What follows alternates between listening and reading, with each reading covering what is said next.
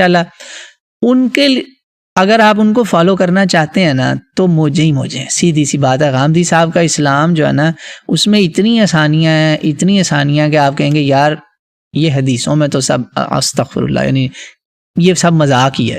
قرآن کو بھی نہیں چھوڑا انہوں نے عیسیٰ علیہ السلام کو مار دیا. سنتے جائیں ذرا غامدی صاحب کے کام. انہوں نے خالی یزیدیت نہیں پھیلائی. پھر لوگ مجھے کہتے ہیں تم غامدی صاحب کا اتنا سخت کیسا بول سکتے ہو؟ ہمارے حضرت شیخ غامدی صاحب حافظہ اللہ کے کام سنے ذرا. قرآن سے عیسیٰ علیہ السلام مار دیے، وہ کہا انہوں نے واپس کوئی نہیں آنا. نہ صرف واپس آنے سے انکار کیا، یہ بھی کہا وہ فوت ہو چکے ہیں. ٹھیک ہے جی، بس صلیب پہ نہیں مرے، ویسے فوت ہو گئے. اب یہ کیسے ہوئے؟ ان کے پاس کوئی ایویڈنس نہیں.